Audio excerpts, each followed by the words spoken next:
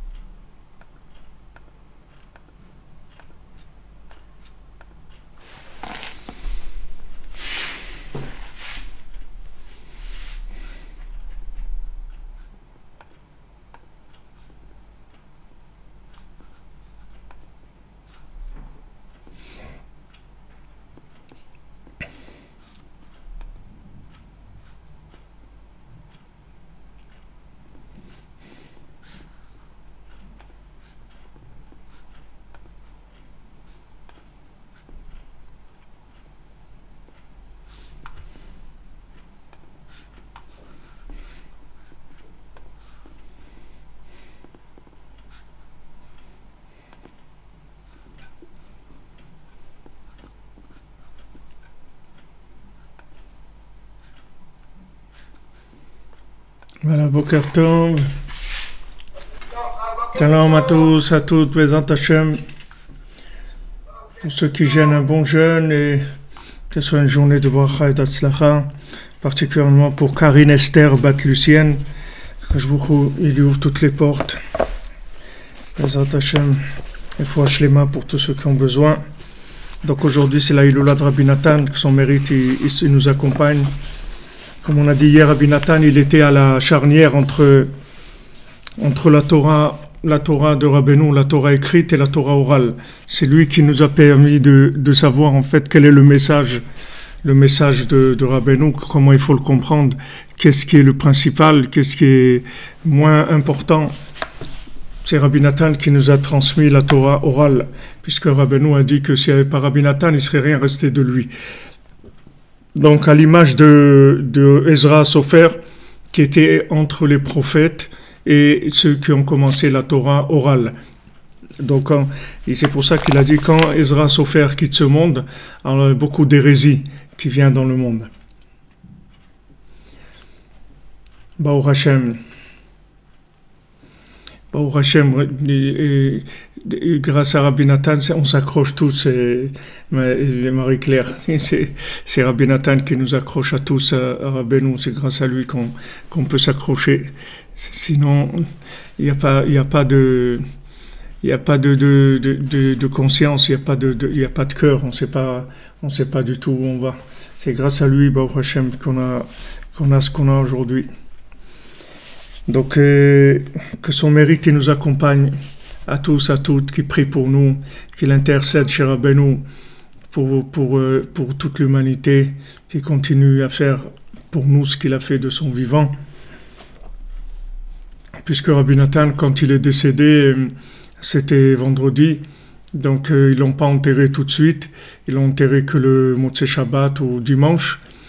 Et le vendredi soir, déjà avant d'être enterré, il est venu en rêve chez son ami Rav Naftali. Et Rav Naftali, il a vu que Rabbeinu il courait, que Rabbi Nathan il courait. Alors il lui a dit, où tu cours? Alors il lui a dit, moi je vais directement chez le Rebbe. Je cours directement chez le Rebbe. Alors Naftali s'est réveillé, il a dit, comment Rabbi Nathan, toute sa vie, il était avec Rabbeinu. Et même après sa mort, avant même que son corps il soit dans la terre, il était déjà dans la yeshiva de Rabbeinu en haut. Il dit, alors, Bezat Hashem, et son mérite, qui nous accompagne, qui soit avec nous tous, tous ceux qui sont présents, toutes celles qui sont présentes et ceux qui ne sont pas présents aussi, que le mérite, il arrive à tirer de la miséricorde sur l'humanité pour arrêter la folie.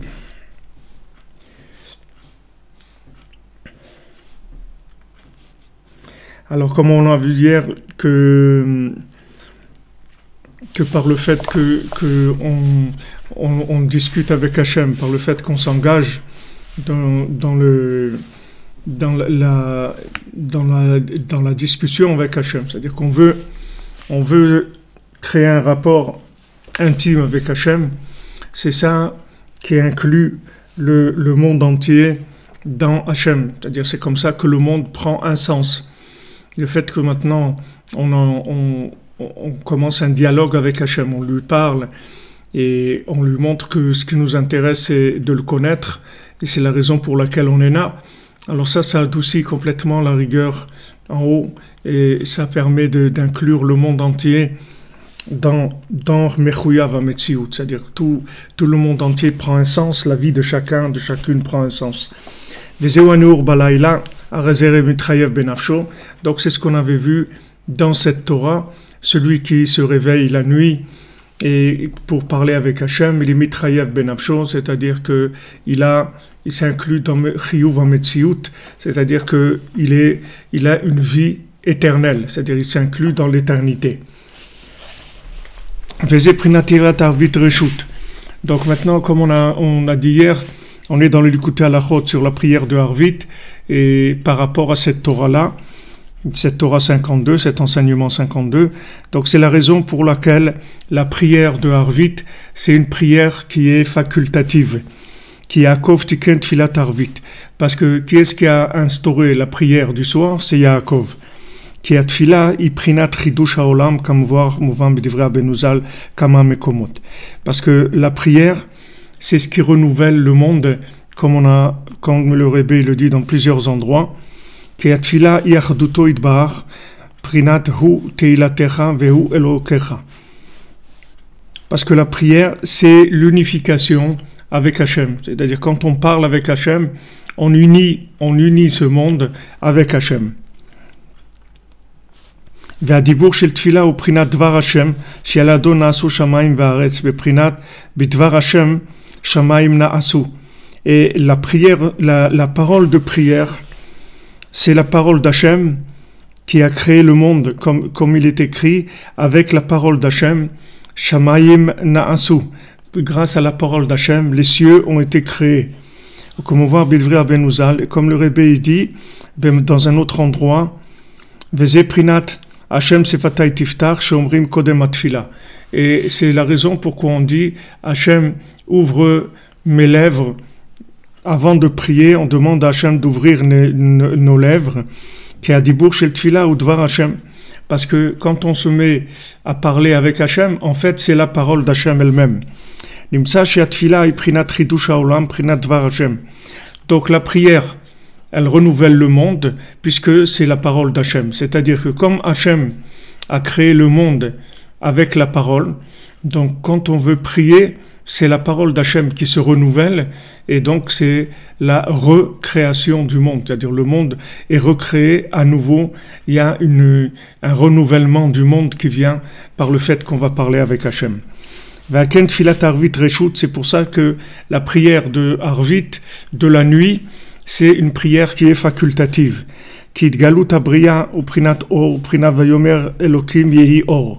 Parce que la révélation de la création, c'est de la lumière, comme il écrit, que Hachem a dit que la lumière soit. Vekodem abriya ze prinat rocher. Avant la création, c'est l'obscurité. Tikodem abriya yefshar leasig. Parce que avant la création, on peut pas savoir qu'est-ce qu'il y a. On peut pas comprendre, nous ici, qu'est-ce qui se passe avant la création. Alken nikra prinat rocher me'omek hamusag. Pourquoi ça s'appelle l'obscurité? C'est la profondeur de la notion qui s'appelle obscur. Obscur, ici, ça veut dire profond. C'est tellement profond que c'est obscur. C'est-à-dire on n'arrive pas à comprendre qu'est-ce qu'il y a eu avant la création, qu'est-ce qu'il y a dans l'autre monde. Ce sont des choses très profondes. Et le fait qu'elles sont profondes, c'est obscur. C'est-à-dire il n'y a pas de lumière pour nous. C'est-à-dire il n'y a pas la lumière de la compréhension. Beprinat yotzer or ou borech rocher, comme c'est écrit yotzer or ou borech rocher. Hachem, il crée la lumière dans le monde de la Yetzira, dans le monde de la création, et dans le monde de la Bria, qui est au-dessus, il y a écrit qu'il crée l'obscurité. Donc il y a une obscurité qui est au-dessus de la lumière, qui est une lumière tellement profonde que c'est obscur. Comme c'est écrit dans les Kitvé Arizal. Chez Yetzira, Nikra Or Bria Rocher, que la Yetzira, elle s'appelle, la création, elle s'appelle Or, et la Bria qui est au-dessus, elle s'appelle Rocher. C'est-à-dire, il y a Bria et il y a Yetzira. Yetzira, c'est quand la chose, elle prend la forme, et Bria, c'est quand elle est créée, mais elle n'a pas encore pris forme. Donc, c'était très profond, et donc, pour nous, ça donne une apparence d'obscurité. Parce que le monde de la Bria, c'est un monde qui est au-dessus du monde de la Yetzira, et on ne peut pas comprendre là-bas ce qui se passe. Donc ça s'appelle obscur, pas parce qu'il n'y a pas de lumière, c'est qu'il y a tellement de lumière, elle est tellement grande, tellement puissante, que c'est obscur, c'est-à-dire ça ne peut pas se comprendre. Alken nikra rocher momek hamusag beprinat yashet rocher citro. Alken gam beshat abriya bara Hashem yitbarach rocher kodem lehaor bereshach hashucha va'adar neora. Donc HaKadosh Baruch Hu, il a créé dans le monde aussi, dans ce monde, il a créé d'abord l'obscurité et ensuite il a créé la lumière. Ki rocher shekadam lehaor berabez al kodem abriya. Parce que l'obscurité qui était antécédente à la lumière, Meramez al Kodem Abriya, ça fait allusion à avant la création, que comme c'est écrit que Hachem il a mis l'obscurité qui est la lumière cachée. Veaz biprinat rocher, biprinat Kodem Abriya, d'adu Kodem shenetzlu nishamot Israël. Alors dans l'obscurité, c'est-à-dire avant la création, avant le monde de la Bria, c'est-à-dire avant que soit qu'émanent les âmes juives, Azaya Olam Prinat Efshari Ametziut, Machar Dain lo nivru neshamot Israël. Donc tant que c'était encore l'obscurité, le monde était encore dans un statut de facultatif, c'est-à-dire que le monde n'était pas installé, c'est-à-dire le monde ne devait pas spécialement exister. Il y avait rien qui obligeait Hachem à créer le monde, puisque c'était encore sous forme d'obscurité. Et c'est pour ça que la prière du soir, elle est facultative. Parce que comme la prière, c'est ce qui a permis de créer le monde, puisqu'Hachem il a créé le monde avec sa parole, alors ce moment-là, avant de créer le monde, quand c'était l'obscurité, il n'y a pas eu encore la parole d'Hachem pour créer le monde, donc le monde était encore sous un angle facultatif. Parce que la prière, c'est elle la création du monde. Puisqu'Hachem, il a utilisé la parole pour créer le monde. Parce que la prière, elle a une racine en haut. Parce que Hachem aussi, il prie, comme ils ont dit nos sages, ils ont dit dans le Talmud Brachot, ils ont dit que Hachem aussi, il prie. La Gemara, elle dit, d'où on sait qu'Hachem y prie.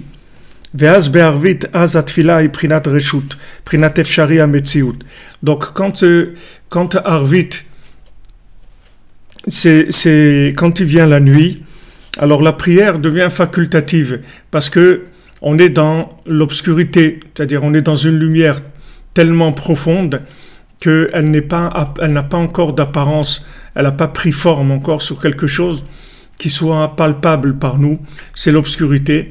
Donc maintenant, elle est facultative, elle n'est pas obligatoire, parce que la prière, elle deviendra obligatoire quand on verra quelque chose. À ce moment-là, pour renouveler la chose qui existe, il y aura besoin de la prière. Mais si on voit rien, c'est-à-dire qu'il n'y a pas de création, donc c'est facultatif.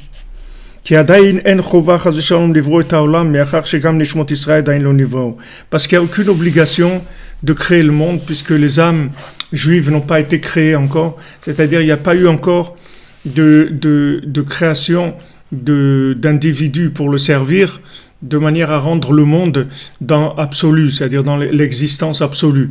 Donc pour l'instant, quand c'est l'obscurité, le monde est relatif, c'est-à-dire il est facultatif pour Hachem, c'est-à-dire peut-être il va le faire, peut-être il va pas le faire. Et à ce moment-là, la prière est aussi facultative, c'est-à-dire que si on veut, on prie, et à ce moment-là, on va créer, à partir de l'obscurité, on va créer la lumière, et sinon, le monde peut exister ou ne pas exister. Donc dans le principe de la lumière, si vous voulez, de la journée, alors on a besoin de la prière pour renouveler, et dans l'obscurité, on a besoin de la prière pour créer, parce qu'il n'y a pas eu encore de création. Donc maintenant, dans notre comportement à nous, dans notre vie à nous de tous les jours, on a deux statuts ou deux situations dans lesquelles on peut se trouver en général. Il y a les situations où il y a des problèmes techniques et il y a des situations où c'est l'obscurité. C'est-à-dire ce sont deux situations différentes. Il y a une situation où il faut entretenir ce qui existe déjà. Alors là, la prière, elle va être obligatoire, c'est-à-dire qu'on va parler, on va discuter, on va amener de la lumière dans ce qui existe pour le renouveler, pour l'adapter.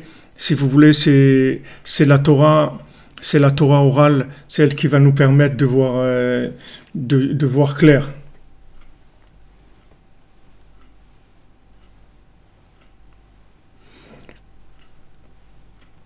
D'accord? C'est-à-dire que maintenant, on a notre vie, tout ce qui est notre existence dans ce monde, dans les choses qu'on comprend, et à ce moment-là, on a besoin de la Torah orale qui va nous permettre d'adapter la vie existante au chemin d'Hachem. C'est-à-dire, on va savoir comment se diriger dans les chemins d'Hachem, dans ce monde existant. Maintenant, à ce moment-là, on a besoin de prier et de prier, que ça soit de faire des psaumes, de faire la prière du matin, la prière de Mincha, de faire du Likutei Tfilot. On a besoin de toutes ces prières qui sont des prières pour le renouvellement de ce qui existe déjà, pour l'adapter à la volonté d'Hachem. Ça, c'est le côté de la prière, qui est le côté renouvellement de ce qui existe déjà, une fois qu'il y a eu déjà création.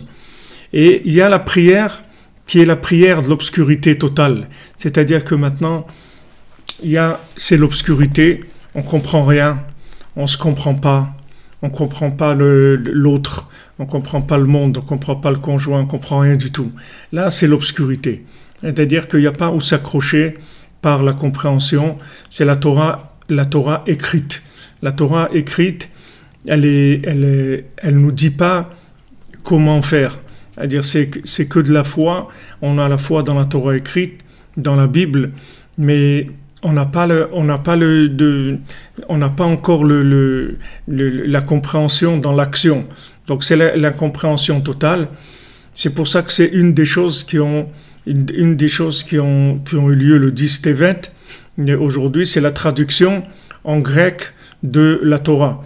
La traduction en grec de la Torah, ça veut dire que maintenant, du fait qu'on s'est trouvé avec une Torah écrite et qu'on a besoin d'une Torah orale, donc on a besoin de mettre une forme à la vie, c'est-à-dire de lui donner une forme, lui donner un sens. Comme on dit quelqu'un, il a besoin de donner un sens à sa vie.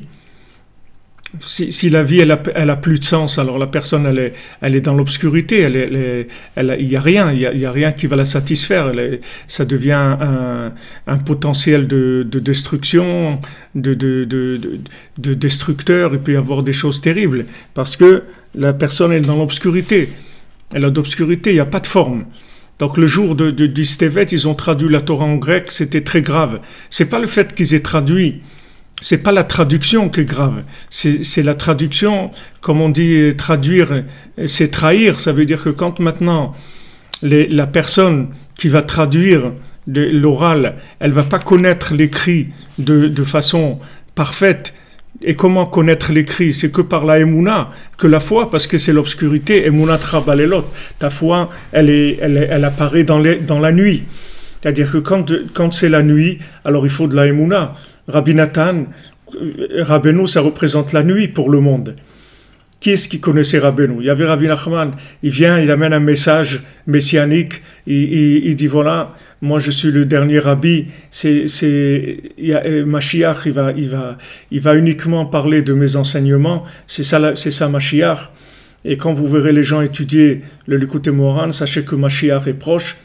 Alors toutes ces paroles de Rabbeinu et combien de dizaines d'autres de paroles où Rabbeinu se présente comme étant le sauveur de l'humanité, celui qui va amener les véritables conseils au monde, comment s'en sortir dans cette obscurité-là.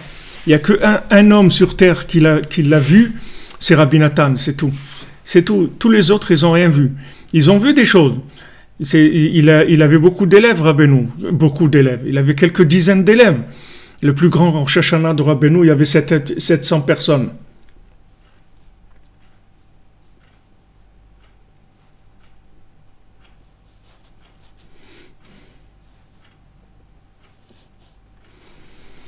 Quand vous marchez dans la rue, vous parlez à Hachem, c'est sûr, c'est la prière. C'est celle-là la prière. C'est la plus grande prière, c'est celle-là. Quand vous parlez avec Hachem dans la rue, il n'y a pas plus grande prière que ça. Donc maintenant, Rabbi Nathan, lui, il a vu ce qu'il a vu, d'accord? Maintenant, ce qu'il a vu, il n'y a personne d'autre qui l'a vu. Donc il a été attaqué énormément, on a voulu le tuer, on a voulu faire de lui des catastrophes, c'était terrible, parce qu'il a vu quelque chose. Il a vu cette lumière-là, ok? Donc maintenant, lui, c'est le seul que dans l'obscurité, il a compris qu'est-ce que c'était cette chose-là. Maintenant, comment il va traduire au monde cette chose-là? Comment il va traduire au monde de la lumière? Comment il va traduire cette lumière qui est de l'obscurité par rapport au monde? Très difficile. Très difficile. Donc maintenant, il a supporté tout ce qu'il a supporté parce que justement, c'était celui qui allait traduire cette lumière obscure en lumière lumineuse. C'est-à-dire qu'il allait donner un sens à cette lumière-là, qui était une lumière qui était de l'écrit par rapport au monde. C'est-à-dire que Rabbi Nachman, ce qu'il a dit, ce sont des choses qui sont extrêmement profondes, élevées, et qui sont au-dessus de tout ce que les gens pouvaient imaginer. Ils ne pouvaient même pas imaginer une chose comme ça. Il est arrivé dans le monde de la chassidoute, il présente un nouveau plan. Il dit, voilà, il n'y a pas de rabbi après moi. Mais ça, c'était une claque pour tout le monde de la chassidoute. Qu'est-ce que ça veut dire, il n'y a pas de rabbi après moi? Toute la chassidoute, ça fonctionne d'un rabbi à un autre. Alors, Rabbi Nachman dit, moi, c'est pas de la chassidoute. Moi, c'est Breslev, c'est pas de la chassidoute. C'est pas de la chassidoute, c'est Breslev. C'est pas de la chassidoute. La chassidoute, c'est une chose. Breslev, c'est une autre chose. C'est dans le chemin, c'est avec les chassidim, mais c'est pas de la chassidoute. La preuve, c'est qu'il n'y a pas de rabbi. Le seul rabbi, il y a un seul et unique rabbi, il s'appelle Rabbi Nachman, c'est tout. Il n'y a pas d'autre. Donc ça, déjà, c'était une grande obscurité pour le monde. Comment il peut dire quelque chose comme ça? Comment il peut annoncer une chose comme ça? C'était une obscurité, les gens, ils ne comprenaient rien. Bon, par rapport à lui, et les gens, ils étaient, comme on dit, ils avaient de la retenue, parce que c'était l'arrière-petit-fils du Baal Shem Tov, et puis que ils n'avaient pas encore vécu les conséquences de ce que ça voulait dire, ça. Cette parole-là, elle veut dire quelque chose. Donc les gens, ils savaient pas encore qu'est-ce que ça voulait dire, cette chose-là.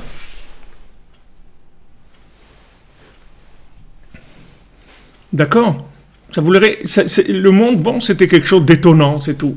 Donc quelqu'un qui voit quelque chose d'étonnant, mais bon, ça ne le concerne pas. Mais Rabbi Nathan, il vient et t'explique que non, ça te concerne, mon ami. C'est le problème, c'est que ça te concerne. C'est que justement, on est en train de parler de toi. Alors là, ça devient autre chose. Quand il y a la Torah orale, ça devient autre chose complètement. C'est-à-dire que là, la chose, elle prend forme, et elle commence à être un message universel, et dans un langage universel, et là ça commence à faire mal, comme on dit. Là ça commence à être vraiment dangereux pour tout l'establishment, pour tous les gens qui sont installés, pour tous ceux qui ont pris le pouvoir, etc. Là ils vont être complètement déstabilisés. Et donc c'est Rabbi Nathan qui a pris, si vous voulez, toute l'opposition, elle est venue sur lui. Parce que c'est lui qui a traduit le message. C'est lui qui l'a rendu accessible.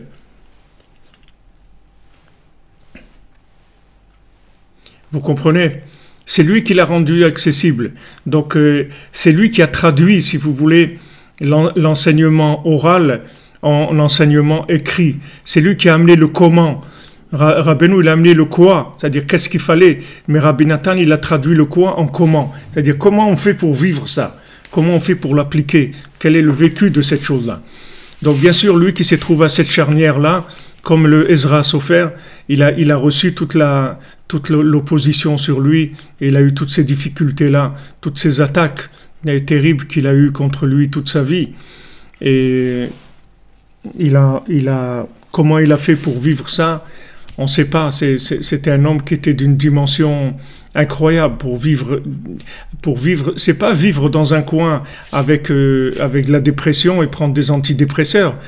Il a fait sans arrêt écrire le Likutei Halachot, écouter le Likutei Tfilot, et construire le centre Breslev à Ouman. Toutes ces choses-là que Rabbi Nathan a faites, et réunir les gens, enseigner aux gens, il était actif sans arrêt. Il voyageait sans arrêt, il allait voir les élèves, il allait faire ça, il allait faire tout ça avec une opposition terrible de gens qui voulaient le tuer, qui l'ont emprisonné, qui lui ont fermé son imprimerie chez lui, qu'est-ce qu'ils l'ont persécuté toute sa vie comme ça, il a été persécuté. En fin de compte, Rabbi Nathan, il a connu Rabbeinu que 7 ans. D'accord? Rabbi Nathan, il s'est rapproché de Rabbeinu, il avait 22 ans. Quand il a eu 29 ans, Rabbeinu est décédé. Donc de 29 ans à 60, je ne sais pas si 67 ou 64 ans qu'il est décédé, tous ces 40 ans, à peu près 40 ans, en fait, peut-être c'est presque 38 ans, et comme Rabbeinu a vécu, lui il a vécu les Tkav. C'est 37 ans, 38 ans où il a vécu, après avoir connu Rabbeinu, un peu plus que 38 ans, 40 et quelques années. Rabbi Nathan, il a pas arrêté. Il n'a pas arrêté. Il a eu 40 ans. Pour 7 ans où il était avec les Rebbe, il a été 40 ans où il était seul contre le monde entier. C'est-à-dire tout le monde était contre lui. Rabbi Nathan, il a gardé 5 élèves, c'est tout. Quand il y a eu la guerre contre lui, il n'y a que 5 élèves qui sont restés avec lui. Tous les autres l'ont quitté. Ils ne pouvaient pas. C'était insupportable. Là où ils étaient, ils se faisaient frapper, ils se faisaient persécuter, ils se faisaient enlever leur parnassa, ils se faisaient divorcer, ils se faisaient frapper. Terrible. Et lui, il le cherchait, c'était l'homme à abattre, Rabbi Nathan. Il payait des gens partout pour le tuer. Et quand il allait au mikvé, il payait la personne qui s'occupait de chauffer le mikvé pour le pousser contre la plaque chauffante là qui chauffait l'eau du mikvé. C'était une plaque où il y avait du feu derrière. Ils ont fait tout ce qu'ils ont pu pour le détruire parce que l'incompréhension, ils ne pouvaient pas comprendre. Qu'est-ce que Rabbi Nathan il amène dans le monde? C'est-à-dire que c'était révolutionnaire. Pour nous aujourd'hui, c'est pas révolutionnaire parce que pour nous on en a besoin. On est malade, donc on comprend très très bien le médicament, comment il est adapté à nous. Mais lui, Rabbi Nathan, à son époque, il y avait des gens encore qui faisaient semblant. Il y avait des gens qui faisaient semblant, qui s'en sortaient. Aujourd'hui, les gens, ils n'arrivent plus tellement à faire semblant. Ils sont en train de craquer dans tous les sens. Donc, ils savent combien ils ont besoin de Rabbeinu et de Rabbi Nathan. Ils le savent. Ils le savent très bien. Alors si vous voulez, cette prière, c'est-à-dire cette prière qui vient dans l'obscurité, c'est-à-dire comment on va créer à partir de l'obscurité, ça c'est la véritable prière. C'est-à-dire que maintenant, elle est facultative, parce que là, c'est de la création pure, si vous voulez. Donc c'est facultatif, on ne peut pas imposer à quelqu'un cette chose-là. C'est uniquement si la personne, elle veut, mais on ne peut pas lui imposer. Parce que imposer, c'est quand il y a une évidence. Quand la chose est évidente, alors on peut imposer. Mais quand la chose n'est pas évidente, on ne peut pas imposer. Donc dans notre vie, quand on passe ces moments d'obscurité, d'incompréhension, combien de gens, Bezat Hashem, ils vont se marier, pour l'instant ils ne sont pas mariés, ils attendent, ils veulent se marier, ils veulent construire, ils veulent faire des choses. Et ça ne marche pas, c'est l'obscurité. Alors si ces gens-là, ils prient pas, ils vont se décourager, parce qu'ils vont rien voir de l'obscurité. Mais il faut leur dire que maintenant cette obscurité, elle est créatrice. C'est pas une obscurité destructrice. C'est au contraire, c'est une obscurité qui va amener une grande lumière. C'est une préparation à une grande lumière. Donc chaque fois qu'on passe des crises, que ce soit des crises de manques fondamentaux dans la vie, que des gens qui ont besoin de santé, des gens qui ont besoin de parnassa, qui ont besoin de se marier, qui ont besoin de shalom bayit, qui ont besoin d'avoir des enfants, qui ont besoin d'être heureux, d'être joyeux, etc. Des choses qui sont fondamentales et qui nous manquent ça. Alors on se trouve dans l'obscurité. Il faut savoir que cette obscurité, c'est l'obscurité qui est la forme de lumière avant qu'elle devienne de la lumière. C'est-à-dire avant que la lumière devienne palpable, compréhensible, elle est obscure. La lumière, elle commence d'abord par l'obscurité. Pour nous, on compte toujours une journée, elle commence toujours au début de la nuit. Un jour, ça commence au début de la nuit, ça commence pas le matin. Parce que nous, on sait que le début de la nuit, c'est le début de la journée, c'est pas le début de la nuit. On sait que la nuit, c'est juste la partie obscure de la lumière, mais qui est plus élevée que la lumière. Donc à ce moment-là, c'est facultatif, si vous voulez, le dialogue, il est facultatif. Pourquoi il est facultatif? Parce que à ce moment-là, on voit rien. Quand il y a quelque chose, si vous voulez, qu'il y a un problème dans la vie, dans un couple, qu'il y a un problème réel, concret, voilà, la cuisinière ne marche pas, ou la voiture elle est en panne, ou il y a un enfant qui est malade, ou des trucs. Ok, c'est des choses concrètes. On va se mettre au travail, on va faire ce qu'il y a à faire. Des fois, il peut y avoir des altercations. Non, c'est toi qui dois le faire, ou c'est moi. Ok, mais c'est dans du technique, c'est quelque chose qui est palpable. Mais il y a des crises qui sont de l'obscurité, c'est-à-dire où les gens ils arrivent à des moments où ils remettent en question toute leur vie, c'est-à-dire qu'ils ressentent plus rien, ils sont en crise. Alors à ce moment-là, c'est là où on a vraiment besoin de dialogue. À ce moment-là, on a besoin du dialogue plus que jamais, parce qu'on a besoin de créer dans une atmosphère qui est complètement obscure. C'est-à-dire qu'il n'y a plus de sens à rien. C'est-à-dire qu'on ne comprend plus rien de ce qui se passe, de ce qu'on vit, etc. Alors à ce moment-là, besoin de créer. Et à ce moment-là, la parole, elle va être indispensable. Et s'il n'y a pas de parole, chas v'shalom, à ce moment-là, ça y est, c'est la fin. Si on parle pas, si on recrée pas notre vie, à ce moment-là, ça y est, les choses, elles vont chas v'shalom, elles vont clasher. Alors quand on passe ces moments d'obscurité, il ne faut pas se tromper. Il faut savoir que ces moments d'obscurité, c'est uniquement pour pouvoir créer quelque chose de plus grand, de plus beau, de plus parfait que de ce qu'on avait avant. Quand on passe par l'obscurité, c'est l'étape première de la création.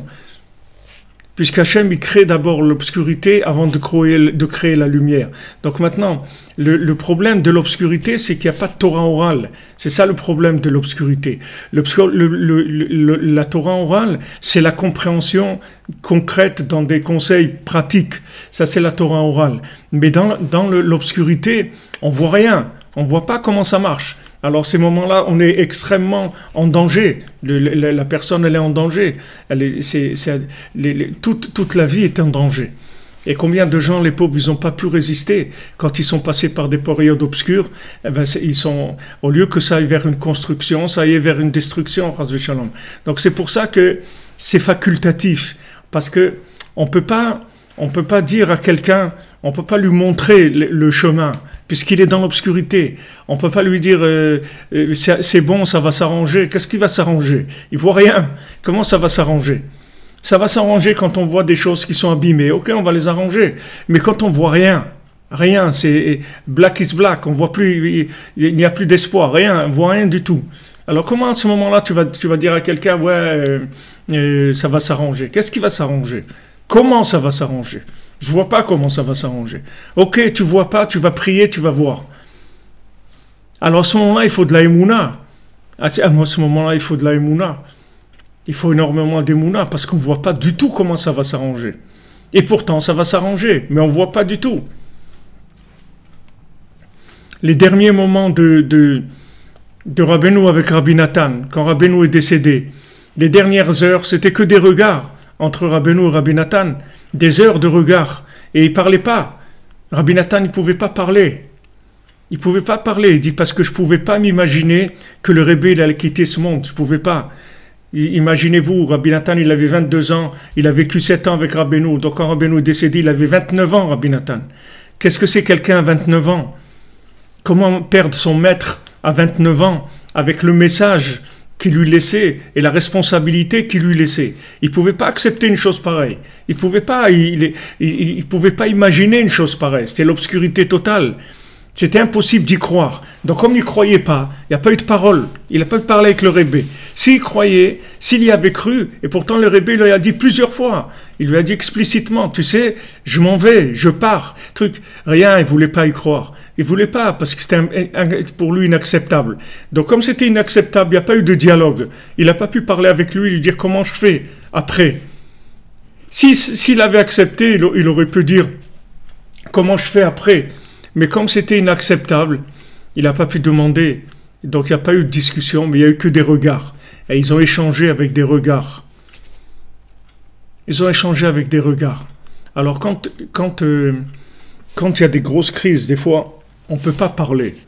Il y a des fois des crises qui sont tellement fortes qu'on ne peut pas parler. Mais on peut faire d'autres choses que parler. Il y a des fois, on ne peut pas parler parce que c'est arrivé tellement, c'est tellement fort que l'obscurité, qu'on n'arrive pas à parler. On peut faire d'autres choses. Il y a des regards, il y a des sentiments, il y a l'ouverture du cœur, il y a de la disponibilité. Il y a beaucoup de choses qu'on peut manifester. On peut manifester un dialogue sans que ça passe par des mots, parce qu'il y a des fois où les mots, ils sont très difficiles à dire. Il y a des fois, c'est des situations, même si on veut dire excuse-moi, ou des fois ça veut rien dire excuse-moi. Parce que même excuse-moi, ça vient déjà dans une étape où il y a déjà une possibilité de rattraper. Alors on peut s'excuser. Mais il y a des fois, il n'y a même pas excusé parce qu'il n'y a rien. Il n'y a rien du tout. Il n'y a pas sur quoi s'attraper. Et dans ces situations-là, il faut chercher d'autres moyens de communication. Et il y a d'autres moyens de communication. Baruch Hashem. Hashem, il a donné beaucoup de moyens de communiquer. On peut communiquer avec le cœur, on peut communiquer avec le regard, on peut communiquer avec des attentions sans qu'il y ait besoin de parler. Parce que des fois, c'est explosif. C'est-à-dire, c'est tellement obscur que la situation elle est explosive. Donc, il faut faire extrêmement attention à ces moments-là parce qu'il n'y a pas de Torah orale, c'est-à-dire il n'y a pas de choses concrètes sur lesquelles on peut s'accrocher, parce qu'on ne voit rien, on est dans l'obscurité. Donc c'est ce qui nous dit là que quand on est dans cette obscurité-là, ça devient facultatif. C'est-à-dire que maintenant, il n'y a plus un chemin clair. C'est-à-dire la lumière, elle n'est pas palpable dans quelque chose de concret. Et à ce moment-là,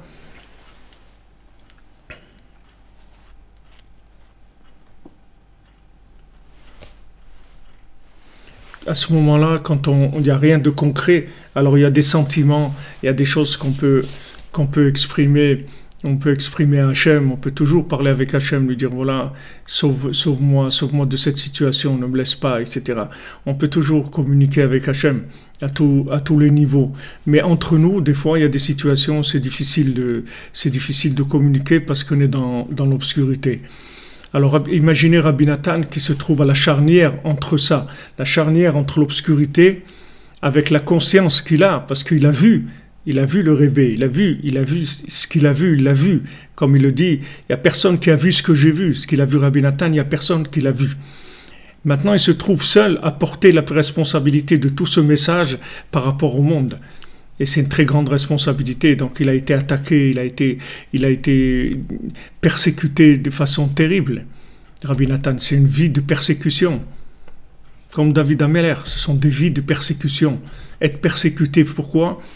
Parce que j'ai le message, c'est tout. Donc, comme j'ai le message, je suis persécuté. Et quand je transmets le message, alors je suis encore plus persécuté. Parce que je transmets le message. Donc, c'est sûr que je suis persécuté.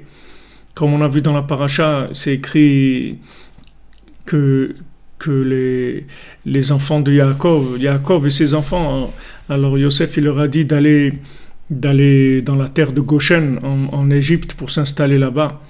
Il dit parce que parce que tous les bergers, c'est quelque chose de dégoûtant pour les Égyptiens. Les Égyptiens, ils n'aiment pas les bergers. C'est-à-dire les gens qui se trouvent dans l'Égypte, les gens qui se trouvent dans l'étroitesse mentale, ils ne supportent pas les bergers, les gens qui transmettent. Les gens qui transmettent sont les bergers, ce sont qui transmettent la parole divine. Ils ne les supportent pas. C'est dégoûtant pour eux. C'est-à-dire, eux, ils veulent rester des patrons à leur place, etc. Ils ne veulent pas qu'il y ait des nouveaux qui viennent, parce que les nouveaux, ça fait peur. Parce que c'est un souffle nouveau, c'est un nouvel engouement, c'est quelque chose qui va donner des énergies qui sont complètement renouvelées. Tout va être renouvelé. Et ça, les gens qui sont dans l'establishment, ils ne sont pas d'accord avec ça. Donc il y a des guerres. C'est ça qui fait les guerres. Rabbi Nathan, c'était le berger par excellence. C'est le berger qui a continué le travail de Rabbeinu. Mais Rabbi Nathan et Rabbeinu, c'est la même chose. Juste Rabbi Nathan, c'est féminin, Rabbeinu, c'est masculin. Mais Rabbi Nathan et Rabbeinu, c'est la même chose. C'est juste la façon de le manifester qui est différente. C'est-à-dire que Rabbi Nathan, il l'a manifesté dans le concret. Dans le concret, vous voyez, Rabbi Nathan, il prend un enseignement du Likutei Moharan, comme on est en train de faire maintenant. Il a pris la Torah 52. Et il en parle à travers la halacha du Shulchan Aruch qui dit que la tfila de Harvit, la prière du soir, elle est facultative. Donc ça, il explique d'après un enseignement de Rabbeinu. Donc c'est le seul qui a cette clé-là, comment arriver à traduire le vécu d'après les enseignements de Rabbeinu, comment on adapte le vécu à ces enseignements, ou comment on adapte ces enseignements au vécu, c'est-à-dire comment on tire de l'énergie de ces enseignements pour aller dans le vécu. Et Rabbi Nathan, il dit à ses élèves, même quand il était dans les moments les plus difficiles, des attaques terribles, de persécutions terribles, alors il dit à ses élèves, il leur écrit, il leur dit, ne vous faites pas de soucis, on va y arriver, c'est sûr qu'on va y arriver, ne vous faites pas de soucis. Parce que il dit que Rabbeinu, il répare pas le monde avec des miracles, ni avec des guerres, ni avec des choses comme ça. Rabbeinu, il répare le monde avec de l'enseignement, avec ses enseignements. C'est avec ça qu'il répare le monde.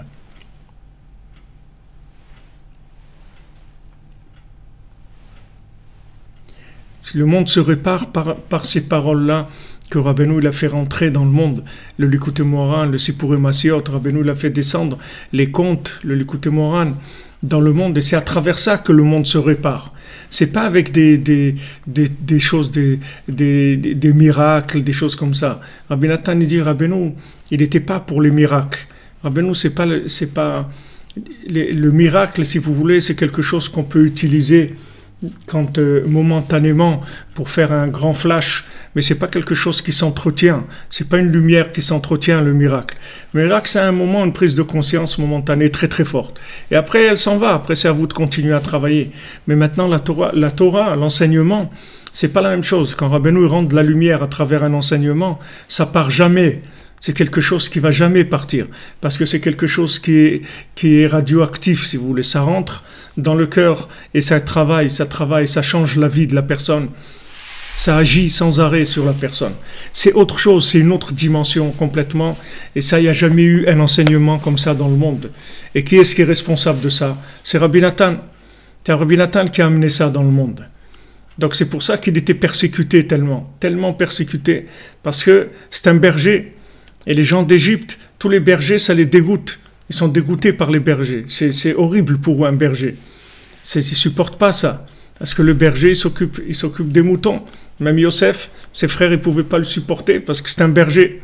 C'est-à-dire, c'est un berger. Il est venu pour s'occuper de faire avancer le monde. Donc ça les dérange énormément. Donc Rabbi Nathan, c'est lui qui a été le plus attaqué.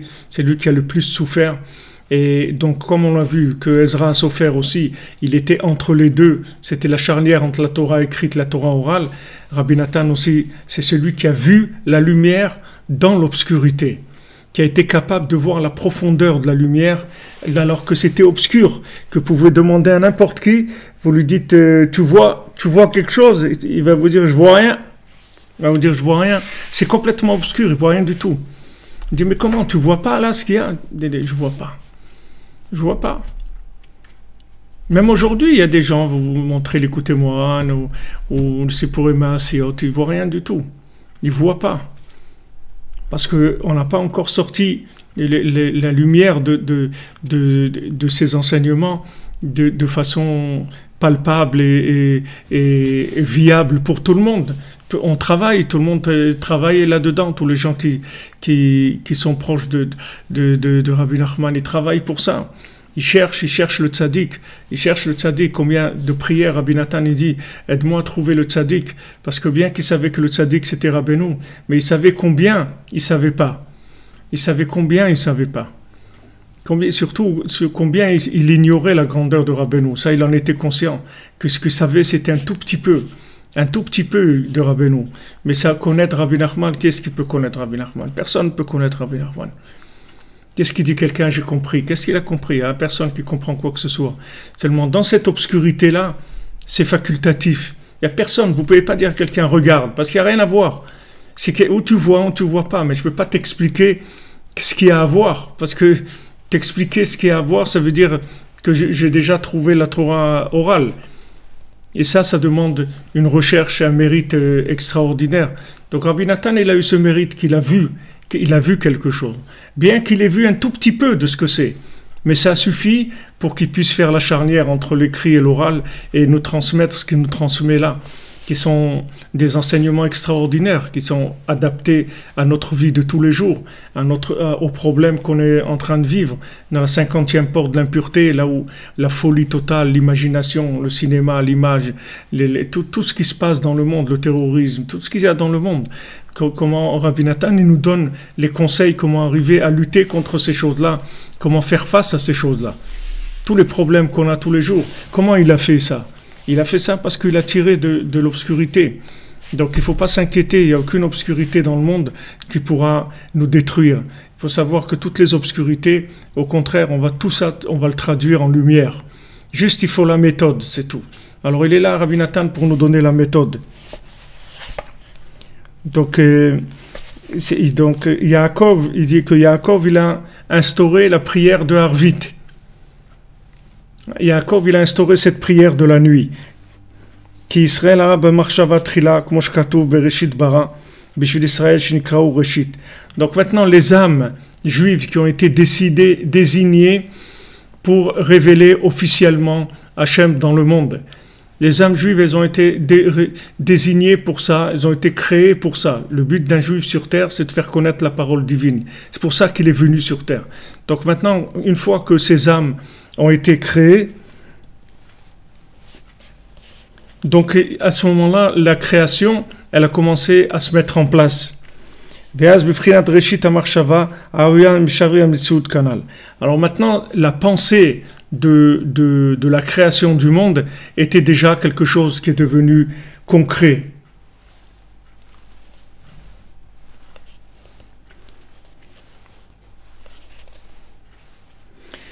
Alors maintenant, le fait que c'était dans la pensée d'Hachem, mais qu'elles ont déjà été créées dans la pensée d'Hachem, le monde a commencé à prendre forme, mais toujours dans la pensée pour l'instant d'Hachem. Donc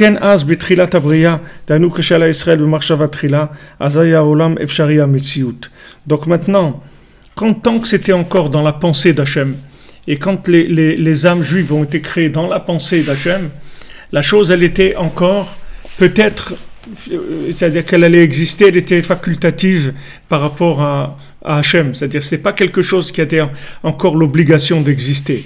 Une fois que les âmes, elles sont sorties de la pensée, elles sont devenues une création mamash, à ce moment-là, le monde a commencé à devenir absolu, c'est-à-dire avoir une existence absolue. C'est pour ça que Yaakov, qui s'appelle Israël, lui, il a instauré cette prière facultative.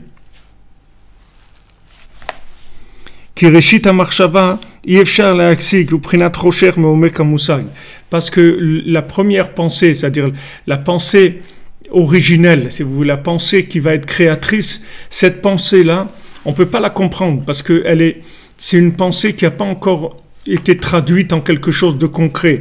Donc c'est quelque chose qu'on ne peut pas comprendre. Donc la chose, elle est dans sa racine, si vous voulez, dans l'obscurité. Donc on est dans l'obscurité.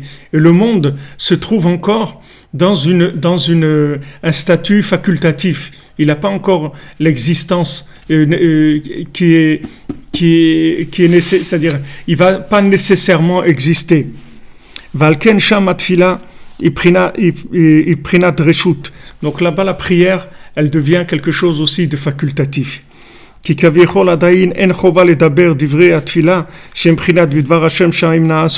Parce qu'il n'y a pas encore on peut pas présenter comme une obligation le fait de parler avec Hachem, puisque maintenant il n'y a pas eu encore la parole d'Hachem qui a créé le monde.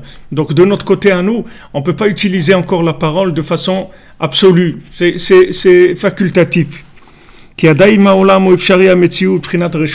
Parce que le monde lui-même, il se trouve facultatif, il est encore dans un potentiel, il n'est pas encore arrivé dans une réalité.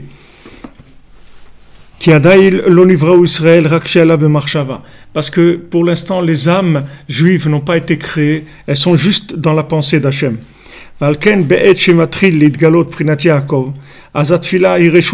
Donc au début, quand Yaakov commence à se révéler, alors la prière est encore facultative, c'est la prière de la nuit. Mais après, quand Yaakov il a instauré la prière dans la nuit, c'est-à-dire il est arrivé à trouver dans la nuit qu'il y avait quelque chose d'extraordinaire, une histoire extraordinaire qui était le but de ce monde. Donc Yaakov il dort, il met un tas de pierres sur sa tête et il dort. C'est l'obscurité en plein jour. Hachem il lui a fait l'obscurité. En plein jour, Hachem il a fait la nuit et Yaakov il a été dormir. Ça c'est un maasé qu'Hachem il a fait. Hachem il a fait cette action-là. Il a fait tomber la nuit en plein jour et Yaakov il a été dormir. Alors cette chose qui s'est passée, en fait, c'est pour que Yaakov il rentre dans l'obscurité et qu'il voit la lumière dans l'obscurité. D'ailleurs, il a vu les temples, les deux temples qui allaient être détruits, mais il les a vus dans cette obscurité-là. Donc, il a vu dans l'obscurité, il a vu la grandeur de la lumière. Et à ce moment-là, après, il a instauré la prière dans l'obscurité aussi. Il a montré que dans l'obscurité, tu peux y aller, tu peux parler, parce que dans cette obscurité, en fait, il y a la racine de la création. Seulement, elle est en potentiel. Donc, dans notre vie, c'est-à-dire, il faut savoir que notre vie, elle passe par des périodes comme ça. Que ce soit notre rapport avec autrui, notre rapport avec notre conjoint, avec nos enfants, avec notre travail, avec notre santé, avec tout le monde, il y a des rapports qui sont des rapports de lumière et des rapports d'obscurité. Mais il ne faut pas se tromper. Les moments obscurs, c'est là où il y a la plus grande lumière. C'est quand c'est obscur. Seulement, pour l'instant, elle se voit pas. Donc on peut en douter. Alors c'est là où il faut rentrer avec la prière à pieds joints, comme il dit ici, Rabbi Nathan. C'est que Yaakov, il a instauré la prière dans la nuit. Il a dit non, dans la nuit, vas-y, parle. Il dit mais de quoi je vais parler? Il veut pas écouter, ça y est, il veut rien savoir. Parle. Il dit mais il veut rien. Il m'a dit, il veut pas écouter, il veut pas entendre rien. Il veut plus rien savoir. Parle. Parle avec Hachem, parle avec la personne, continue à parler. Parce que dans cette obscurité, il y a la racine de la lumière, de la création. Tu peux créer dans l'obscurité même. C'est ça le chidouche de Yaakov, ce qu'il a vu Yaakov. Donc Yaakov, il a vu que cette obscurité, en fait, c'est une obscurité qui est une matrice de la création. Mais c'est pas de l'obscurité absolue, ça n'existe pas. C'est d'obscurité qui va permettre à une lumière très profonde, très grande de venir. Donc elle est tellement grande qu'elle vient sous une forme d'obscurité. Mais dans cette obscurité, ne vous trompez pas, il y a la plus grande lumière que vous ayez jamais eue dans votre vie. Et si vous tenez le coup dans l'obscurité, vous allez voir, après vous allez arriver à une lumière extraordinaire. Et tous les gens qui ont clashé Chas v'Shalom dans leur vie, si on leur montrait la lumière à laquelle ils allaient arriver s'ils avaient tenu le coup, jamais ils auraient clashé, jamais ils auraient craqué. Ils seraient restés tranquilles. Reste tranquille, c'est tout. Tu vois que c'est l'obscurité totale. Ne fais pas de mal, ne détruis pas. Reste tranquille, c'est tout. Rabbeinu dit, ça va pas, tu es dans l'obscurité, ne détruis pas. Reste tranquille. Reste tranquille, mets-toi au lit, dors, fais ce que tu peux. Fais ce que tu peux, mais ne détruis pas. Ne détruis pas quand tu es dans l'obscurité, parce que c'est le contraire. C'est-à-dire cette obscurité, c'est le début de la reconstruction de tout. Tu vas arriver à quelque chose d'extraordinaire. Mais reste tranquille, ne détruis pas. Tu n'arrives pas à construire, on comprend, c'est normal, tu es dans l'obscurité. Mais ne détruis pas. Ne fais rien pour détruire. Ne fais pas de mal. Attends, tu vas voir que ça va passer et il va naître. Il va naître le bébé, il va naître la chose qui était embryonnaire dans l'obscurité. Dans l'obscurité, elle était embryonnaire. Et petit à petit, l'embryon est grandi. Et après, on voit que c'est un petit garçon, c'est une petite fille. Après, on commence à s'attacher, etc. Et là, voilà, au bout de 3 mois, ça y est, l'enfant, il commence... La lumière, elle va sortir. Juste, sois patient, c'est tout. Sois patient avec toi-même, sois patient avec les autres. Voilà, parce que dans la nuit, c'est là où les plus grandes âmes, elles sont créées. Sachez, je vous l'ai dit plusieurs fois, mais il faut le dire tous les jours, on a besoin de dire ça, que les plus grandes âmes, elles passent par la plus grande obscurité. C'est ça même la preuve que ce sont des grandes âmes. Plus une âme est grande, plus elle doit passer par l'obscurité. Pourquoi? Parce que son message, il vient de tellement loin que c'est obligé qu'ils prennent racine dans l'obscurité. Ils ne peuvent pas prendre racine dans la lumière. Ce qui prend racine dans la lumière, ce sont des âmes d'application, de développement. Mais des âmes qui amènent quelque chose de très grand au monde, elles sont obligées de passer par des crises d'obscurité terribles. Donc quand vous voyez des crises d'obscurité, il ne faut pas vous inquiéter. Au contraire, il faut vous réjouir. Il faut dire, waouh, donc ça va être super. Il va y avoir des choses extraordinaires. Waouh, merci mon Dieu. Il va y avoir des choses extraordinaires qui vont arriver maintenant. Des choses magnifiques, des choses merveilleuses qui vont sortir de cette obscurité. Donc soyons patients, on va attendre. On va attendre, c'est tout. Quand vous voyez de l'obscurité, ça veut dire que vous avez été choisi pour créer quelque chose qui n'existe pas, qui n'a jamais existé. Qui n'a jamais existé. Et tous les gens que vous voyez, ça va pour toi, ouais, tout va bien, tout baigne. Il y a des gens, tout baigne, pour eux, il n'y a pas de problème. Toujours, tout baigne dans l'huile. C'est normal que tout baigne dans l'huile. Parce que c'est des développeurs, c'est tout. Ils font que des applications. Donc les applications, ça baigne dans l'huile, il n'y a pas de problème. Puisque ça travaille dans la lumière, ça ne travaille pas dans l'obscurité. Mais quand maintenant vous voulez amener quelque chose dans le monde, votre message, votre façon de le faire vivre, et que ce message-là, il est tellement important pour vous, pour votre entourage, pour l'humanité, alors vous allez passer par des moments difficiles, des moments d'obscurité. Mais ne vous trompez pas, ces moments d'obscurité, ce sont les moments les plus créateurs que vous aurez vécu dans votre vie. Vous le verrez après, quand la chose elle va prendre forme, vous allez voir comment l'obscurité dans laquelle vous êtes passé, elle vous a amené à ces moments merveilleux que vous êtes en train de vivre maintenant. Alors, Bezrat Hashem, que Rabbi Nathan, son mérite nous accompagne, que lui, il a mamash pu faire on l'a vu de son vivant, ce bras de fer qu'il a fait passer, la lumière qui se trouvait dans l'obscurité pour le monde, il l'a fait passer dans la lumière pour le monde, pour la mettre à la disposition, pour la rendre accessible à chacun, de manière à ce que chacun trouve son chemin Comment se rapprocher d'Hachem? Comment vivre dans ce monde? Comment être joyeux dans ce monde? Comment trouver l'attachement à Dieu dans ce monde? Comment aimer la vie? Comment aimer son entourage? Comment aimer? Comment être bien dans sa peau? Rabbi Nathan, il a amené le comment. Il nous a donné tous les outils, Baruch Hashem. Alors, Bezrat Hashem, que son mérite nous accompagne et qu'il prie pour nous, Béhémet, qui nous donne la force à tous et à toutes de tenir dans les moments d'obscurité et d'être conscient que ces moments d'obscurité, ce sont les matrices qui vont faire sortir cet embryon extraordinaire qui est le message de notre âme à chacun, à chacune, qui est unique, Bezrat Hashem.